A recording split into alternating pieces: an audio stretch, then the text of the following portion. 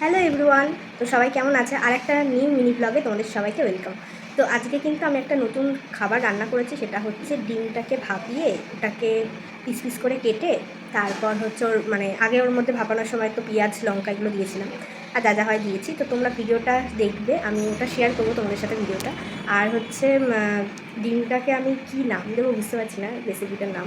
তো আমার মনে হয় ওটা ডিম ডিম ভাপা কোরমা বা এরকম কিছু একটা নাম দিলে ভালো হবে। তো জানি না, দেখতে একটু আর কি কারি টাইপের হয়েছে, তো খেতে কিন্তু খুব ভালো হয়েছে। আমি টেস্ট করে দেখেছি, তো তোমাদের সাথে রেসিপিটা আমি শেয়ার করবো।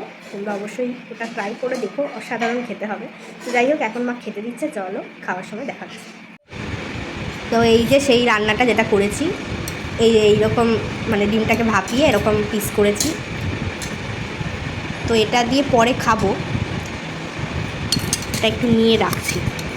আর মা এদিকে রান্না করেছে হলো আজকে এই ঝিঙের একটা ঘন্ট আর আমের ডাল, এইটাই হয়েছে। আর আজকে চিকেন বা কিছু হয়নি, সানডে, তাও যেহেতু বাবা বাড়িতে নেই ওই জন্য। আর যা গরম পড়েছে, আর মা তো চিকেন খায়ও না, ওই জন্য আর কি এটাই করলাম, একটা নতুনত্ব জিনিস ট্রাই করলাম। তো চলো খাওয়ার সময় দেখাচ্ছে কেমন খেতে হয়েছে।